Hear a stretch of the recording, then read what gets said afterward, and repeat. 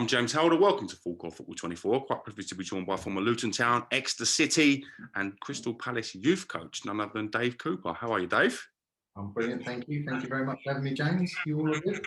I appreciate that. Thank you for making a bit of time for the channel. I hope everything's all right where you are. It's not too stressful with what's going on. No, all good at the moment. It's a bit strange, I think, with lockdown, trying to coach in the academy where we're doing so many Zoom calls all the time, rather than actually on the grass. But I've been lucky enough. I've been in helping the 16s training during the week. They're allowed in at the moment, so I've been in helping them. But yeah, it's been strange. Plenty of Zoom calls, plenty of phone calls.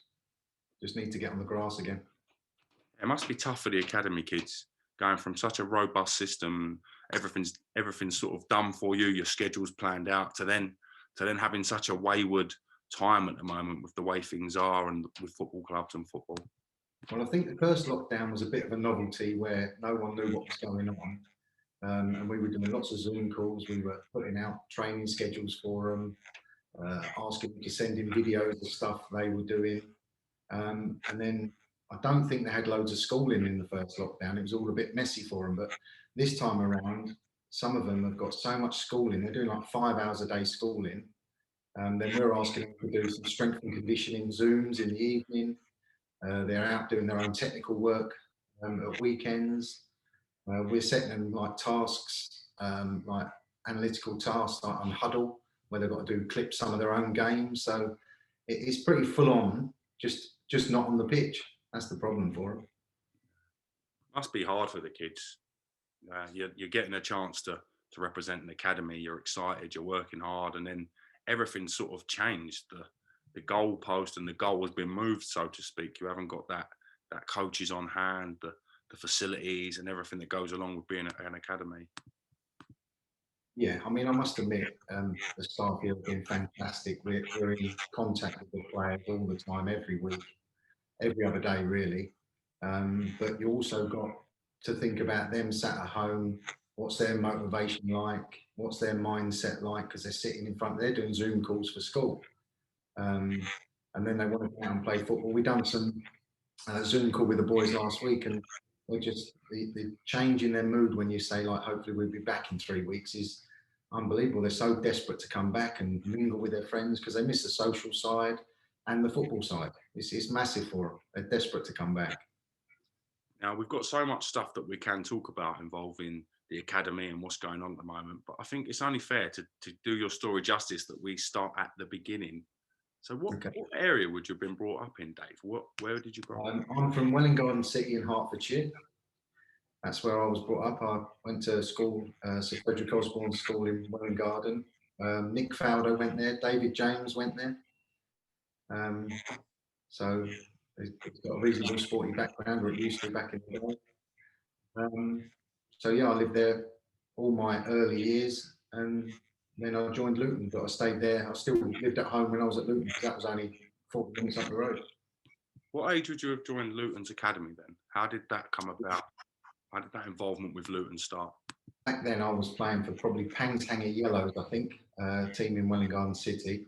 And I used to play district, county, and I'm sure I must have been about 13 at the time, but we played a county game against a PGL England side. Just an extra game, I think, people looking at the England players and obviously our county team. And we lost 2-1, but I scored the goal for Hertfordshire. And Ken Hoffman, who was the Luton scout at the time, come up to us after, had a little chat and just asked me, would I like to come and join Luton in the Centre of Excellence? So I ended up going there from the age of 13 all the way through to the scholarship, or YTS as it was then. How excited were you just to play for the district borough team? Because this is such a big deal for youngsters, especially before you get a chance at an academy. How much did it mean to you to represent Hertfordshire? Well, it was massive, really, because when you play for your district, like via school and your Sunday league team, I mean, back then there was so much football for you. So it was like the district team for Sunday football, it was the district team for your school team. Then it was county for your Sunday team and county for the schools. So you're playing like 2 district teams, 2 county teams. Then, I mean, I was lucky enough, I got selected for, back then we had a Division K, which was Hertfordshire, Bedfordshire and Buckinghamshire. And I ended up playing for them as well at sort of 15s, 16s. But obviously representing Luton and having the opportunity, I think back then you just lived for football. That's all we done. Back then we didn't have PlayStations and Xboxes. You were out every single day, kicking a ball about on the park with older kids who would kick lumps at you or punch you if you scored and chase you around the pitch. That's what we lived for back then. It was fantastic to have these opportunities. I mean, again, I was very lucky when I was under 16. I was also playing under 18s, county and district sides, because I was probably a fairly early developer. So I was quite big and I was lucky enough to be quick as well. I got selected for the older ones as well. So my kind of upbringing was always playing older levels of football, probably getting knocked about a bit and sort of having to deal with it and get up and keep playing, really. What was it like at Luton Town in them early days? What was the academy like at Luton? How was the coaching team with you initially? How did you settle? Well, to be honest, I think the experience at Luton does sort of set you in your later life as well, because I still some of the values they had. I mean, I had coaches like John Faulkner, Jimmy Ryan, who was at Manchester United, John Moore, Ray Hartford was manager at the time, and I was at Luton when they were in the old First Division. So they had the plastic pitch at Kenilworth Road. Dave Galley was the physio, and the club was fantastic back then. You know, you had the likes of Mick Hartford, Tim Breaker, Ian Dowie, Kingsley Black, Marv Johnson. But then also in the youth team, you had the likes of Ken Gillard, Matt Jackson, Paul Telfer, Darren Sorton. You remember Mark Pembridge, Kurt Nogan. You know, some fantastic players that a lot of them had good careers. It was just the upbringing. It was discipline. So you had the likes of John Moore. I remember a story when we were apprentices. It was all about doing the jobs. So you all got given individual jobs. So I might have to do the medical room. Someone had to do the home showers. Someone cleaned the away showers, which included the toilets. But once you finished your jobs, you had to go and sit in the dressing room and wait for everyone to finish and wait for the coach to go around. He used to put his finger across the top, make sure the dust had been cleaned. He'd go and check the toilets. And one day, John Moore went into the toilets and come back and said, right, no one's going. The toilets aren't clean. And we're all looking for the lad who was on the job. Right. He said, oh, I've cleaned them, I've cleaned them. He said, no, there's a bit of shit, still a tiny, tiny little speck still in the pan. He said, yeah, I couldn't get it off. I couldn't get it off. And I remember John Moore put his finger down there, flicked a bit off with his fingernail and said, it does come off now, get it off. And it was just like we all had to sit and wait until the kid got back in and cleaned it. But the discipline it taught you, and even now, you know, you still stick to those things. It was hard work. We used to clean boots. We had 5 pros each to look after. And we had to make sure their boots were clean. If their boots weren't clean, they'd give you a clip round the ear. And the same with the kit. If the kit was not hanging up, I remember I was apprentice for Julian James, who played for the first team at Luton. And I remember it was a day off. Obviously, the apprentices we were all in, but it was his day off. So I didn't get his kit out. And I remember him coming in saying, where's my kit? I said, oh, sorry, Jules, I didn't know you were coming in today. He said, I always come in on the day off. So I said, I'll go and get it. So I went down the drying room to go and get it. And he followed me in there and started beating me up in the drying room because I never got his kit out. So they were harsh lessons, and you'd never get away with that now. But I've got no issue. It taught you discipline, it taught you respect, hard work. So I carried them on in life, really. And I'm the same now. I'm not as bad as that as a coach. You can't get away with that now. But I thought the upbringing at Luton was probably one of the best, and I made some of the best friends. I still speak to Ken Gillard, who's the under-18s manager at Arsenal. I speak to him every day. Darren Sorton, Paul Telfer, Mark Pembridge, he's at Fulham coaching. So I still speak to these lads. Are still about now. They're brilliant. You know, football's in a different place now to what it was when you was a youth player at Luton. I mean, how would you handle it now if one of your senior players at Crystal Palace slapped about one of your youth players because he hadn't got his shirt or kit ready? Do you know what I mean? It's just such a different game. It was huge, but that was probably the target for these players to get in the first team environment and understand how difficult and what the journey and the processes need to get there. But these boys now, the under 18s, the scholars at Crystal Palace now, they don't do any jobs. They might take a few mannequins out and the footballs out. They probably half of them have got probably boot deals. We never used to have boot deals. Um, these boys get Adidas, Puma, whatever they want, and they don't have to do anything. It's look, don't get me wrong, it is massively different now. But I still believe that some of them old ways worked. And I know when you were speaking to Tommy, um, like some of his coaching, what he was used to back at Man United, you know, it was perhaps with a iron fist and a little bit harsher. But you imagine they're trying to prepare you and see whether you're capable of going and playing in front of 20, 30, 40,000 in years to come. You know, we had to sing carols at Luton as well every Christmas in front of the first team. So in the dressing room, we'd have to get on a table and sing in front of everybody. Like first team were there, the reserves were there, the coaching staff were there. I think the groundsmen were there. I think the admin girls were there. The chefs were in there. You had to stand on a table and sing a Christmas carol. And you imagine if you just stand up there and we wish you a merry, you'd get slaughtered. But if you went up there and danced and really give it some, everyone would cheer. So, you know, it gave you a, you know, you either sunk or swim with that, but it gave you your own confidence, or it put you out of your comfort zone to see whether you could deal with it or not. Now, the boys probably couldn't cope with it now, but I still look back and think that wasn't an issue for me. It was you had to do that, was all part of it. And you talk about apprenticeships and old stories on building sites, all the old tricks that they used to do to apprentices because they had to learn the hard way. You know, it was kind of a little bit like that, I guess, but you had to deal with it. You ever seen pranks get out of hand at Luton in the early days? Do you ever see people take things to heart or take things the wrong way?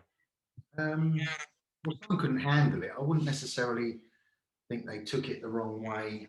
I just think some boys couldn't handle it. So when we were waiting to sing the carols, we'd be shut in the boot room. So there might be 10, 15 of us stuck in a little boot room waiting for your turn to go out. And some of them would be hyperventilating, or I'm sure some of them wet themselves. They were that nervous. But we used to just say, look, the worst can happen. Just go out and do it. But some struggled with that.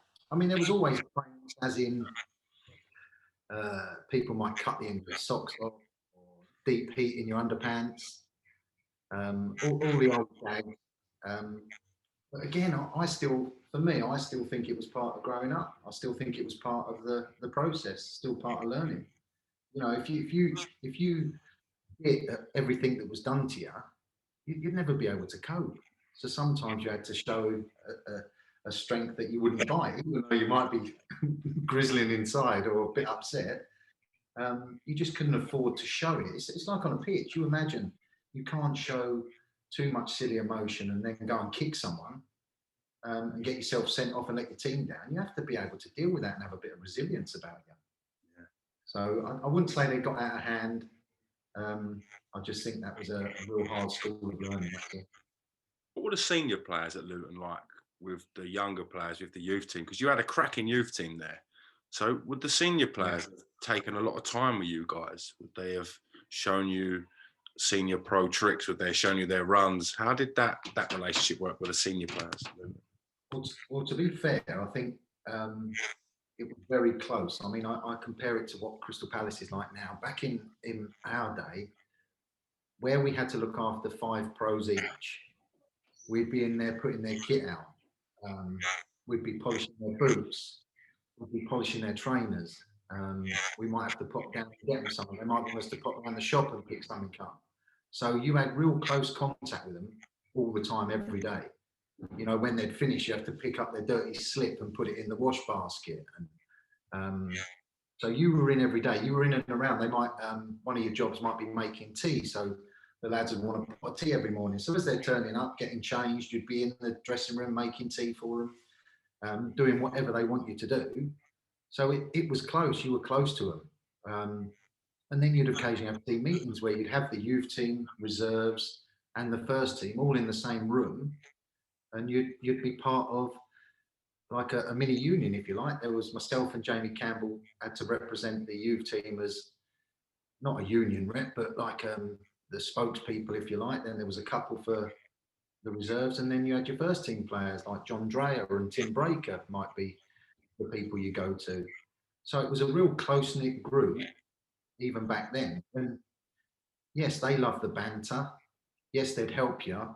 Back then, we also had the reserve league, which was, I think, the Overton combination. So for us, they were at times teammates. Yeah. You know, it's a bit more difficult now. We've got the youth team now, the 23s, and the first team. And where we are now, our academy here, the first team's over the road. But at Luton, we were all together. So we had a dressing room down one end. The reserves had the away team dressing room. First team had the home team dressing room.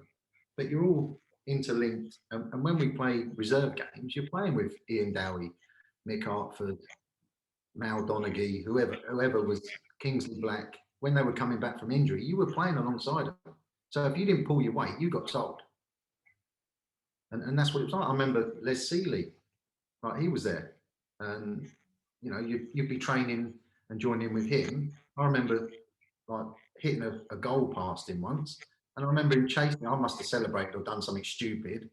And I remember him chasing me. I kid you not, he chased me around the whole pitch, probably because I give it one of them after scoring. He had the ump. He literally chased me around the whole pitch. But again, I think that was the best upbringing ever, what we had at Luton. And yes, the first team would help you, encourage you. They'd play alongside you. It was brilliant. How did you get on with Mick Harford? Do you have much interactions with him as a young player? Yeah, I think he was sort of just finishing at Derby and come back to the club because he had a lot of trouble with his ankle. But again, you know, everyone says he's like a big hard man and that, but he's funny as you like. He's dry, good sense of humour. Obviously, you wouldn't deliberately go out your way to wind him up because I'm sure he could clump you if he wanted. But honestly, I kid you not, and I'm not just saying it. They were all brilliant, all of them. Yeah, Danny Wilson was the club captain, but Big Mick, he just had an aura about him where, you know, he was a legend at the club. You respected him massively, but he was fine with you. You know, he probably went through what we went through. He was us at one point, wasn't he, in his career? So they all respected that and all understood that. And they probably liked the fact that they probably got treated like crap sometimes and it was our turn. So they'd give you what for when they wanted to. I mean, I had to look after Darren Madonna, who ended up playing at Newcastle with Kevin Keegan. I think he might have been one of Kevin Keegan's first signings. Now, for me, he was fantastic, daft as a brush, but he kept me on my toes. I remember first day we were in, I think the first day the first team were coming back in, all us apprentices were in our dressing room getting changed. And I just remember him walking in the change room. And he just went, right, which one of you wankers is my apprentice? And like, well, everyone's looking at me, pointing at me. And it was like, yeah, I am. And it was just from then, like that was our introduction. But then you got to Christmas, you looked after him, and back then he'd give you 50 quid at Christmas for doing a good job for him. Yeah. And that was like 2 weeks' wages back then, so it was a right result. Just going to say that. Who was the best tippers you had? Bearing in mind, you must have been on like 25 quid a week or something. Yeah, so it was. when you're getting money from the lads at Christmas, who was the best? Who looked after you? Well, Darren Madonna gave me 50 quid, so he was brilliant. I think Jamie Campbell got a few quid off Tim Breaker was good. I also looked after Lars Elstrup, Danish international, and I think, what did he give me? He gave me 30 quid, but then he brought me in a load of Danish chocolate. But they were all good. It was all relative at what sort of level they were, whether they were first team regulars or just breaking into the first team. I suppose it was depending on how much money they had, what they could spare at the time, I think. Yeah. I know our apprentices talking that. Was there any players where you're thinking, oh God, please don't let me get him? Not that. I know how much he rid the apprentice last year. I know he's a bad tipper. Was there any of them sort of going on? I'm not sure, actually. I think Mick Kennedy, when he joined, I think he was a bit of a loose cannon. I think he'd give you. I think whoever got him might have got a few digs or a few dead arms. I can't remember. Um, but like I say, you look at some of the players like little David Priest, Steve Williams, who played for Arsenal, who then ended up as my coach at Exeter. He was there. He was in the dressing room. He was fantastic. I mean, Les Seeley was a character. He used to come in late, and they used to like rib him when he come in late. He said, "Sorry, lads, I was at home counting all my money." Um, just, it was just non-stop banter all the time. So I don't think there was anyone horrible. I think they all knew the process. Yes, you learned the hard way, but they were good with it as well. And if they could afford something, as long as you looked after them, if you were a real awful apprentice and didn't work hard for them, then yeah, you got what you deserved. But if you put it in and done well for them, then they all looked after you for sure. Like at every club, we're seeing a progression from youth team to reserves to first team. Did you feel that the pathway at Luton Town was there for you to do that? Did you feel that that route was there? Yeah, it was difficult though, because I do think during that period, that would have been one of Luton's best sort of squads and times, I think, because I think they won, was it the Milk Cup or the League Cup back then? And you think of the likes of Mark Steen, Brian Steen, that was sort of just coming to the end, but then you had Nick Hartford, you had Ian Dowie, Tim Breaker, Mal Donaghy, Danny Wilson, Kingsley Black. I mean, they had a hell of a group of players back then. Richard Harvey was playing left back. He was a young lad, but he was doing well because we had that old Astro, didn't we? The old plastic pitch back then. But they had such good players. It was always going to be tough, I think, to get a regular spot. I mean, it was. I mean, I never, unfortunately, never got to play for the first team in the end, but I played a lot of reserve team games. I was playing with the likes of John Dreyer. Les Seeley played in games like that. Steve Williams, because he sort of fell out, I think, a little bit at Luton. Marv Johnson. Then you're playing with the likes of Mark Pembridge. I mean, look at the career he had at Everton, Fulham, Wales, Kerry Hughes, Kurt Nogan. They all played for Wales. Paul Telfer, look at the career he had. So there was some real Matt Jackson. You remember him? Played for Everton, Norwich. You know, it was a fantastic group, really. So it was tough, but it was a good challenge. Is it tough mentally when you're playing a lot of reserve games and you're trying to get into that first team? So you're looking at one of your friends potentially getting injured before you get a slot. You're looking at someone else getting out, falling out of form or out of favour to get in the side. Can that be quite mentally draining on a young man sitting in that It space? is. Yeah, it is draining and it's hard because you're trying to give your all every week, and sometimes that might not even be enough to get a sniff. Because I mean, you look at teams now; they've almost got two players in every position for first team. So you look at the youth players coming through of clubs now; it's very difficult. But I think that's why they added the under 23s, because people develop at different stages and different times. So um, someone that might be good up to under 18s might need that extra year or two to be able to mature and develop a little bit more to be able to become a first team, or he might have to go somewhere else to gain more experiences to then maybe come back. You know, you look at the likes of what Harry Kane and players like that when they went on loan, David Beckham, they all done it, but they had to go away and gain these experiences of playing first team football at that level to get them opportunities when they come back.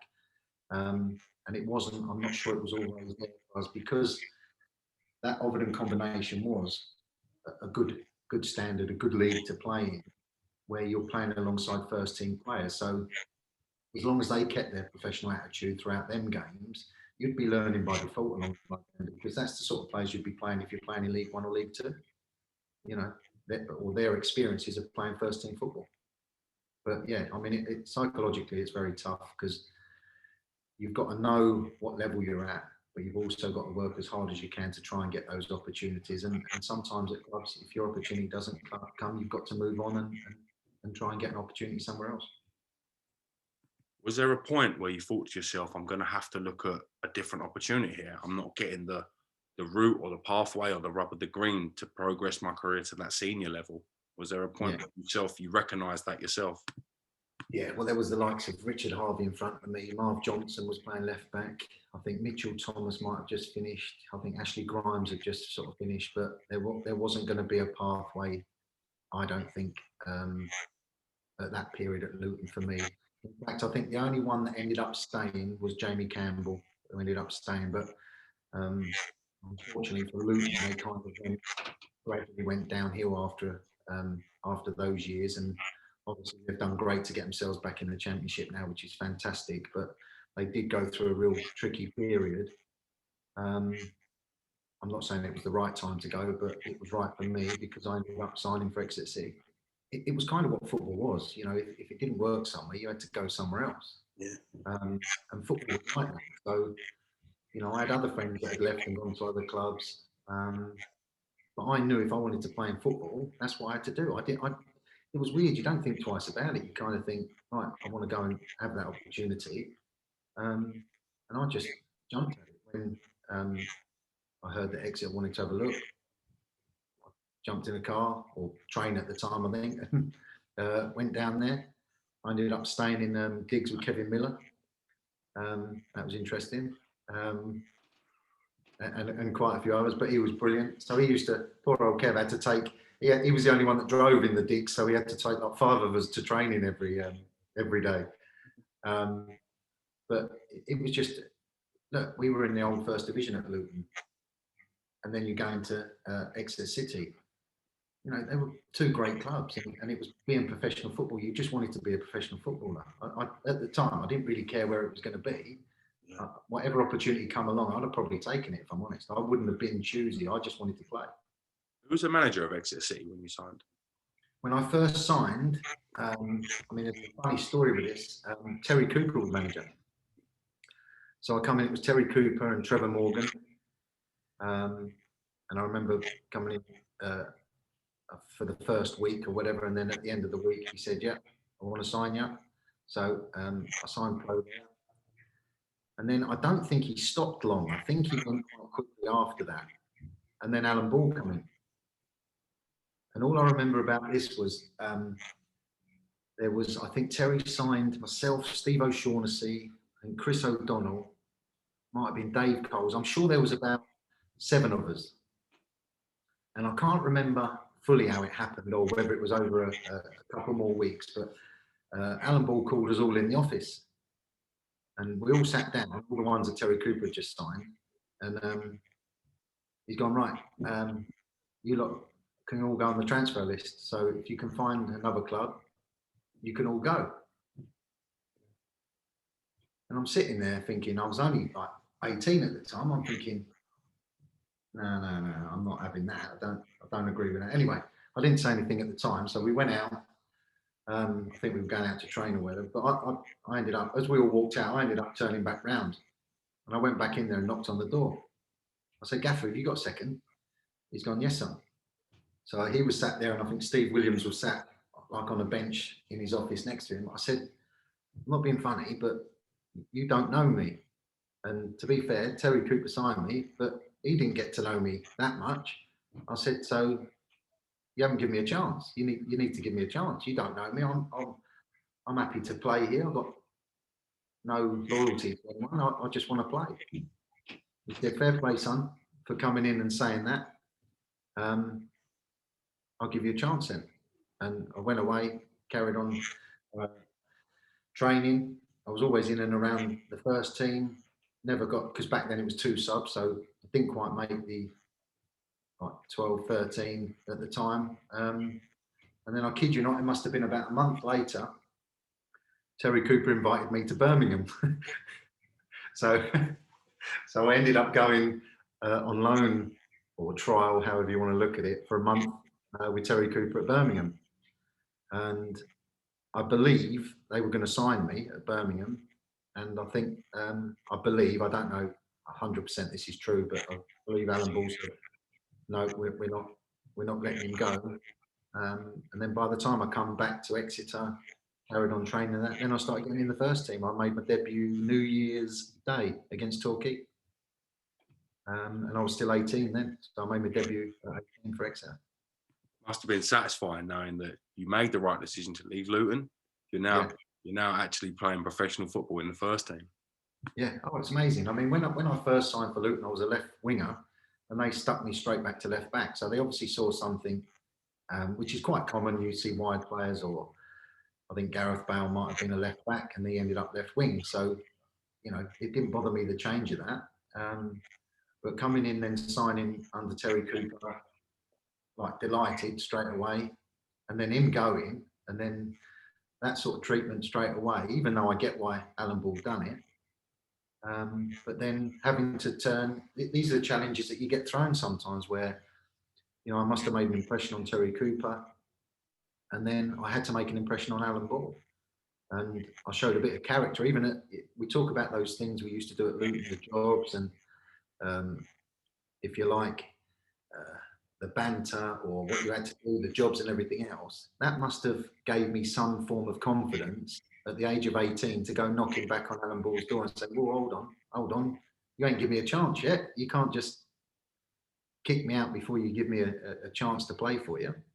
So it must have given us a strength of character a little bit back then to go and knock on his door, and he ended up giving me a chance. And I remember, I'm sure we were driving to. I was in the squad anyway. I'm sure we were driving to Torquay, and I think I found on the coach. I think John Brown must have been a bit ill or something, and Gaffer sort of said, "You're playing today." I'm like, flipping out.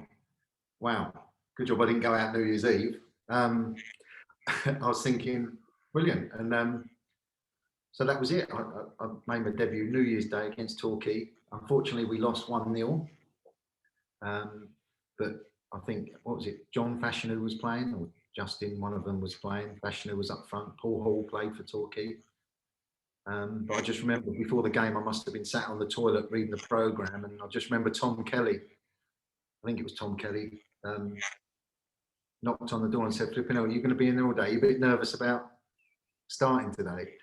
And that was just stuff that it was banter again that I was used to anyway, and it was brilliant. But great experience because it was a good crowd in there as well. See, after your debut, are you in and around the first team quite a lot after that? Would it? Yeah, all the time. Straight. I was in and around all the time. The next game, we played Portsmouth at home in the FA Cup. And again, I remember we were having a meeting, and he's gone through the team and that, and he's gone and, "Coach, I want you to man mark this young lad. I'm being told he's worth over £1 million. He's a fantastic player, but I want you to man mark him throughout the game." I said, "What's his name?" He's gone, "Darren Anderton." So my second game, I had to man mark him. And again, we were unlucky. We lost right in the last few minutes. I think we lost 2-1. But lucky enough, Darren Anderton didn't score, albeit he was a good player. And he went on to have a great career. So, yeah, I was in and around the first team all the time then. After you've played the first couple of games for Alan Ball, could you see the trust growing? Do you feel that he had confidence in you after your performances? Absolutely. I think, back then, before I had my badly broken leg, I would say I was probably a little bit too aggressive. And I think he saw, and the same with John Brown, really. At times we were given man marking jobs to do. But the responsibility of that, there must have been a huge amount of trust from him, and know that we'd give our 100% every time. And if he gave me a job to do, same with Tommy. I think Tommy had to man mark a couple of players at times that Alan Ball asked him to. And he was another one. If he said you do something, you take it as gospel, you do it. And you do it the best you can. And if that mean I had to run around with Darren Anderton, I think Darren Anderton even said at half time, you coming in the dressing room? I said, "No, I've got my own one to go into, but I'll see you after the break though." So it was just, there must have been an element of trust for asking me and people like that to do them sort of jobs. But you gave him everything. You gave, when you're playing professional football at a young age and you're playing in front of all those supporters, you do give everything. That's part of it. You have to give everything. Like any young player, suffering a serious injury is something that is part and parcel of the game, but it's something that you're never really prepared for. You suffered a really, really bad leg break for Exeter. Are you comfortable talking about that? Is that something that we can look back on? Yeah, I can talk about it. I'll hold my hand up now though and say that I'm still not over it, which might sound daft, but when it happened, I was in and around the first team all the time. And then I think I played a reserve game against Yeovil at St James's Park under lights. And when it happened, I remember someone sort of coming the side. I don't even think it was that bad a tackle, but I don't know whether my boots got stuck or what happened, but both bones come out the bottom of my leg. And then I remember looking down and I could see my studs facing me. So it was bent right the way around. So the bones had come out. And then I could see my studs. And I kid you not, you hear a snap. I thought it was my shin pad. Like for a split second, I thought it was a shin pad. But then when you look down and you see your studs facing you, you kind of all of a sudden, like within second 2 or second 3, all of a sudden your mind's going, oh, wow. And then I remember, I'm sure it was Toby Redwood come over and took one look and went, oh my God, and then walked off, and you knew it was bad then. And I just remember they took their time a little bit, the ambulance turned up, and I remember George Kent was trying to press the gas bottle for me. And I must have been daft as a brush even back then, but I remember him pressing it as I was breathing out rather than breathing in. So I said to him, take it off. So he took it off. He said, what?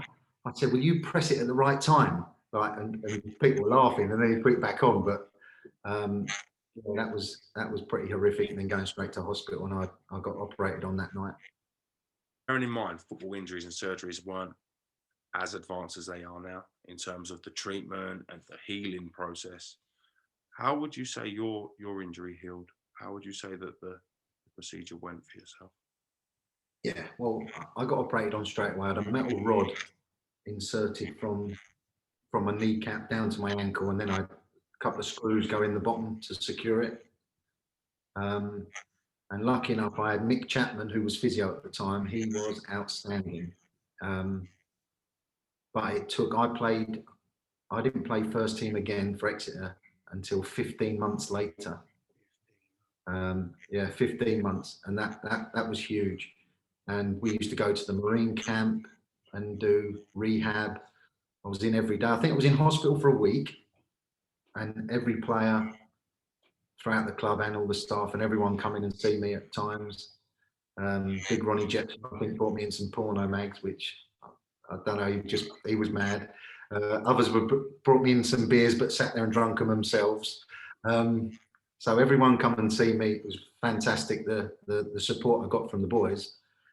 I just remember the hard slog, the constant slog of being on the bike, doing gym, swimming. We were going out on mountain bike rides, me and Mike Chapman, who I must say was fantastic for me. But psychologically, it done a lot of damage, I think, where, like I said earlier, I was probably, Alan Ball used me for someone that was 100%, would get stuck in. I used to try and kick the wide player, so I had an easier game that day. But after I'd done that, that changed me in wanting to go for tackles and whatnot. Psychologically, I was struggling with getting stuck in case I just didn't want to experience something like that again. So psychologically, that was very difficult to come back from. You think 15 months. I even played when I played again, because I think Terry Cooper took back over again by the time I got playing again. I think Terry Cooper ended up manager again. And I played with the metalwork, the rod in my leg, and the pins in my leg. I still played for the first team with them. But I just don't think I was the same. I couldn't kneel down properly because it just felt weird on my knee. So it was very difficult, challenging time after that. And I struggled. I played a bit of non-league after that, but it wasn't the same. I mean, I was at Exeter for 4 years, and I had 2 broken legs in that time. And I probably only made about 49 appearances in the end, which was devastating, really, because I think I was getting to the stage where I was doing okay. I was growing from the age of 18 with confidence. I was quite quick at the time, and it was pleasing that Terry Cooper quite liked the thought of me going to Birmingham at that point. So I kind of deep down thought, well, I must have something. But after the broken leg, it just definitely wasn't the same. And I think after sort of finishing and playing a bit of non-league, I kind of sort of left football for a little while because I thought, you know, it done me a disservice really by having that broken leg. You know, why me? Why did it happen to me? And you talk about mental health and everything now. There wasn't the support back then. There was no support. I know Mick Chapman was fantastic, the physio, but you know, you didn't have player care. You had one physio, you had one manager, one coach, but there was no help whatsoever. Psychologically, you wouldn't get any help. You know, I had to go home, and you had so much time to think. There was just no support back then. And I look at what the boys have got now at academies, even here, even the younger age groups. We've got psychologists, there's loads of physios, there's loads of coaches, we've got strength and conditioning people, we've got player care. There's so much support for footballers now, it's beyond belief, really is. But we just didn't have it back then. I was going to say, how did you come through that mentally without having the support structure, without having the like you said, the web and network of stuff that there is for players nowadays? How did you handle that on your own, literally? Oh, I struggled. We definitely, during my period of being injured, I think Steve Moran was injured for quite a bit, and obviously wrongly, he used to end up going out drinking.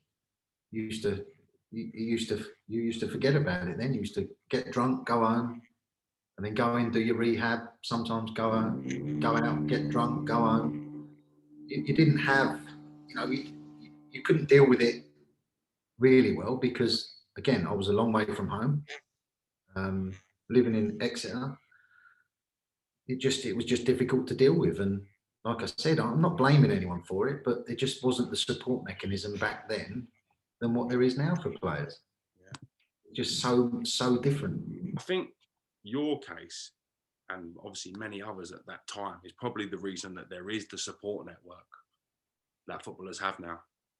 Because I'm not being funny, to come through something so severe and not have any help, not have any guidance or that support network, it's a very tough thing to deal with. So I think that is the reason why academies are so positive and so proactive in the well-being of the players, from the cases like this, from the horror stories that we hear where the players didn't have that support.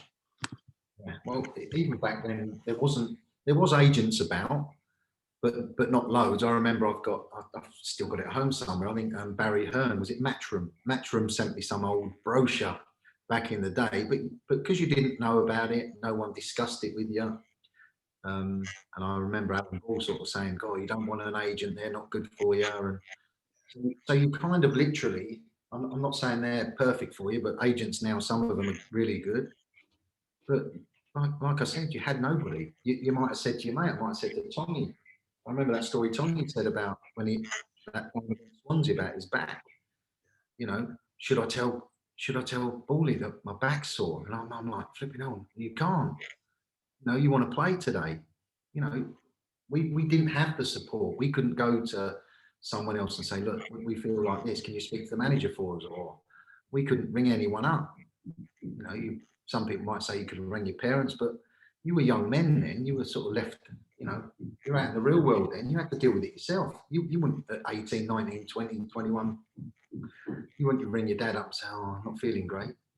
You know, it was probably a sign of a little bit of weakness or something. It just didn't happen. But like I said, even first teams now, you look at the amount of staff these teams and clubs have, and it's throughout the academy. In the under 13s, you've got a psych girl that helps. You've got a player care, strength and conditioning. You've got physiotherapists. They've got access to everyone every day if they want it. How long would you have had out of the game before you then felt, I guess, mentally strong enough to accept where you are in life to then start your coaching badges? How long was that process for you personally? Well, I kind of I went back to Hertfordshire. I went back to Welwyn Garden after those 4 years. I played a bit of non-league at Hitchin Town, uh, Bedford and Harrow Borough. And then because of travel and trying to work early, it was very difficult to do. And I got to a stage where the kind of work I was doing construction recruitment. You're out entertaining clients again, drinking again, which probably buried my head in the sand a little bit into football. And then when my kids started sort of growing up, hitting 7, I kind of went and watched them doing some training. Then I kind of, by default, ended up helping with the oldest one first, like the manager, and I just said, "Oh, I used to play a little bit. I'll give you a hand if you want." So I ended up giving him a hand, and I thought, "I don't mind this." And then I thought, "I'm not too bad at this." Then I ended up doing my level 1 and done my level 2. Then after a few years, I ended up doing the B license, and now I've got my A license. I've gone through the stages more. I've coached at Crystal Palace. I've coached the 16s, the 15s, the 13s. I've helped occasionally with the 18s with Paddy McCarthy. But it all stemmed from, I got a phone call, like I said, about Ken Gillard at Arsenal and Darren Salton. They were manager at Hitchin as well. And they called me, and like we were good friends. And they said, "Why don't you pop over?" So I ended up going to Hitchin. And they said, "Well, why don't you join us on the coaching staff?" So Hitchin were in the old Ryman Prem, I think. So I ended up helping them coach at Hitchin Town. But and I'd say, apart from the kids, it was probably Ken Gillard and Darren Salton that got me back into football, and then sort of reignited that fire about going on to do more. And Ken Gillard helped me get in the academy with Gary Issop. Really, Gary Issop's the academy director here, who I played non-league with. And lucky enough, they took me in on here, and I've literally done my A license. And the rest is history. I've just been coaching since. I've been at this club, I think, for about, I reckon, 8.5 years now, Palace. So far, you're 8 years into your career at Crystal Palace. It's a great club to work at. Seems to be making real progress under Roy Hodgson as well. Are all the coaches at Palace working every youth team to the same tactics? So you guys all working the same tactics as the first team? No, Roy's obviously with the huge amount of experience, sort of fits between a 4-4-2 or a 4-3-3. But you can, in the academy, you can play what system you feel might suit your team. We do have a philosophy, a playing philosophy, and predominantly we look to do like a 4-2-3-1. But some of the older age groups play 3 at the back. But we would like players during the development phase to perhaps learn 2 systems, if possible. So, yeah, there's not a hard and fast rule what we do. I think you've got to look at, when you talk about first teams, whoever you are in the first team environment, their lifespan at the club might only be 2 or 3 years. So you imagine keep changing the academy every 2 years, or every time a first team manager goes. You can't revert to what his philosophy might be. Harry lets us have a bit of freedom with that, and we can coach what we want. I mean, predominantly I'm coaching the 13s full time at the moment, and we predominantly play a 4-2-3-1, just so you can get every aspect out of it. And sometimes you refer to a 4-4-2 out of possession, but I try and keep the principles and the coaching simple so they can learn all aspects from it, really. In the past, we've seen you guys bring through some great players, the likes of Zaha, the likes of Wan Bissaka. How was the development of these players? How do you guys keep churning out these types of players? How is this possible within the club? I think our area is we're South London, near Bromley. Our catchment area is fantastic for the type of player we've got. I can only speak about Aaron, really, because I coached Wan Bissaka under 15s. And he was a wide player. When he started out, he was a wide right, or you could play him off the wide left, he'd cut inside. He was quite a quiet lad. I don't think you would have said under 15s you could see him going to Man United for 50 million at right back, I must admit.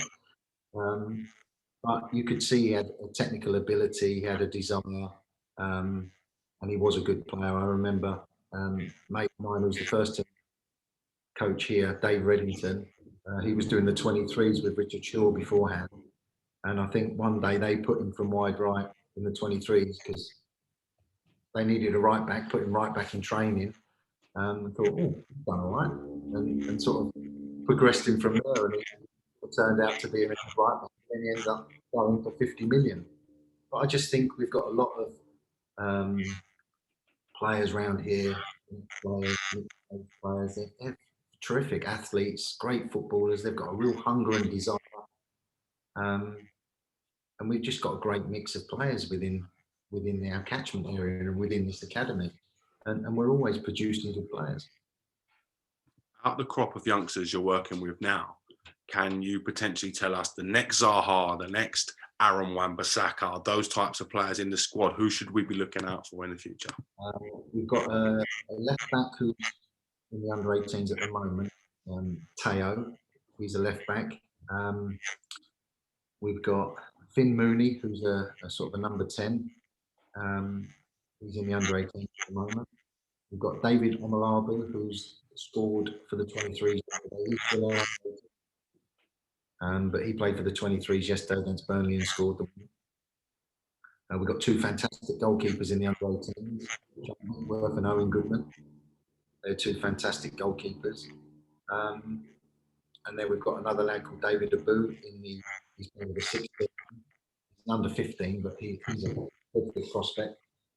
And then I've got some reasonable boys in the 13s. We've got David Monchen, centre forward, Jesse Rowe, Benji, a little wide player,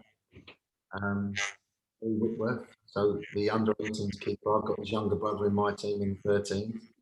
He's a terrific keeper as well. It's just, you could go on and on. There's some fantastic players in this club at the moment. And to be fair, Steve Parrish, the chairman, spent absolute shed loads. We've got a dome being built now. I can see out the window. We've got the AstroTurf. We've got new pitches, Deso pitches for the 18s and 23s. We've got new offices. I'm sat in one of them now. They've really spent a lot of money, and it's absolutely fantastic. What are your long-term goals for your coaching? Do you see yourself potentially under 18s manager, eventually under 23 manager, or is that the route that you would potentially like to go down?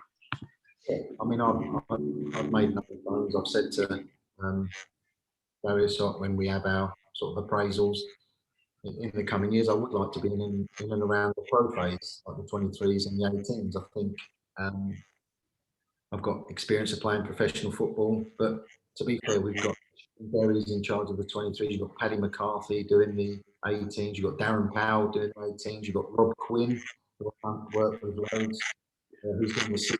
You've got Svetoslav Todorov, who played for Portsmouth, Charlton, West Ham. He's helping with the 16s. There's some real top guys in the club. I mean, another one, Jack Meashaw, he was here. He's went to Chelsea, but he's first team coach at Bristol Rovers at the moment. Dave Reddington, another one I've worked with here. He's first team coach now. There's so many fantastic coaches. It would be a tough journey to get those jobs, especially being some of them are ex-Palace players as well. But you've got to strive for something, and that's what I'd look to do longer term. It would be very difficult to go and get a first team job. I mean, I've got some good friends in the game. You know, if they ever went to a first team job, and I'd consider that possibly. But my ideal thing is to coach either the 23s or the 18s here at Palace. If you could change one decision you made in your footballing career, or one decision you didn't make that changed the trajectory of your career, what decision would that be, Dave? The broken leg. After the broken leg, I should have probably sought a little bit more support, been a bit braver on staying at Exeter. I just think that after that broken leg and I did play for the first team again, but after struggling with that, after that, not being able to seek any help or anyone offer any help, I think that sent me, unfortunately, downhill for a while. I think that's the biggest thing I regret, because I think even back then, if I got through it with a bit more support, I could have still been, or I could have played a lot longer with the first team. If you could relive one day or one moment of your footballing career on repeat, like Groundhog Day, what day would that be for yourself, Dave? What moment would you relive? Again, I keep harping on about it. I'd have tried to jump out of that tackle. That broken leg really scarred me for life, I think. I'd like to go back to that day and just jump out the way of it. I think, because I think, talk about modern fullbacks. All right, I had a lot to learn technically and tactically, but I was a quick, athletic fullback back then, which you look at the likes of Robertson now and Alexander-Arnold. I'm not saying I could ever reach the heights of them, but I would have liked to have had the opportunity to play a lot longer than I did. Everybody's experiences in life shape their mentality going forward. Do you feel that having such a horrendous injury has made you have more empathy for younger players who may be going through a similar kind of situation? Absolutely, massively. I am a type of coach. I'll put the arm around. We have a laugh and a joke. But I understand how difficult it is, and I understand the challenges that they face. I understand how difficult it is, not only just to get picked, but coming back from injuries. I mean, there's a lad I coached at under 15s and a bit of 16s, Luke Dreyer. He bless him, he's been out. He's an under 23 now, but he was in and around the first team, but he's had so bad knee trouble. But he played 30 minutes against Burnley yesterday, and he's been out for probably a couple of years. Obviously, he's got a lot of support, but I've spoke to him in the past recently, and he struggled with it, having injuries. And I explained to him about mine, and that you've got so much support around you. Keep going. You're going to get lucky and have a free period where you can play every week. You're going to get stronger. And he come on, got 30 minutes yesterday. I texted him this morning and just said, "Great to see you back, Luke." And he just put, "Thanks, I appreciate that." Thumbs up. He said, "I'm so pleased to be back." And I do think I have that side where I've witnessed, I've experienced how you don't want to lose what you've got now. Don't waste it. Psychologically, you've got to somehow get through it. Obviously, physically, you've got to be able to, but you have to have an understanding for these players. It's not easy, but they've got so much support now. It's a lot more than what we did back in the day. Same with Tongy and his back. You know, there wasn't real support then for him and what he could do next. I find it ironic that you're now the man giving the support that wasn't there for yourself.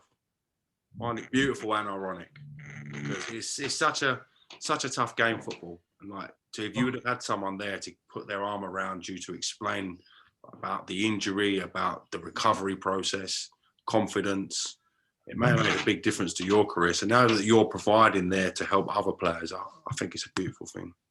Oh, it's fantastic, and I enjoy it. I love working with any of the age groups. Like I said earlier, we've got some fantastic boys here, some fantastic players, fantastic coaching staff and support staff. I just think the opportunity, and it's down to us as coaches to do our best to give them every opportunity to play. I mean, you look at the rewards now in professional football and the stature, not just in the Premier League, the Championship's fantastic. You look at League One and League Two, there's some fantastic footballers about now, and the pitches are brilliant. I mean, it's a great life to have as long as you can have a good career. A lot of our younger audience, a lot of viewers that watch the channel are playing football at some kind of level and aspiring to get to Premier League, Championship, Division 1, 2 level. What advice would you give to any young players or any players that are playing that sort of district level at the moment? What advice would you give them to get to that next stage, Dave? Well, if you want to be a professional, you want a career in football, it's all well and good saying that I want to jump to here, I want to be a professional footballer. All right, but there's so many processes all the way to get to that. Training, working hard, dedicating, eating well, practice, repetition, all the other things. Watch football, live football. You can't get to there without doing all these processes all along.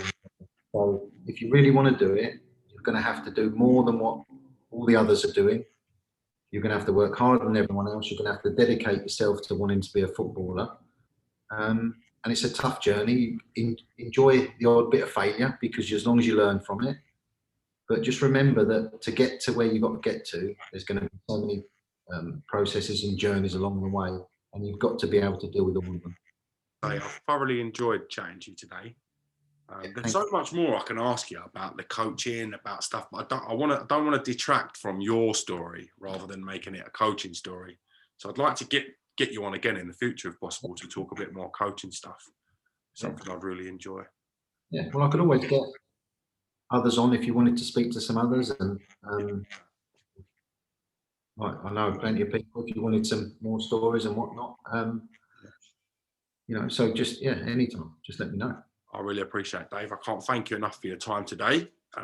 Sorry about my internet connection at points. I've been a bit of mine as well with the drilling in the background.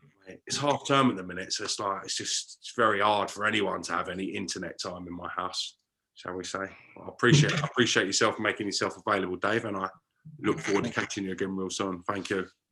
Appreciate that. Be good. Thanks, James. Thanks, Dave.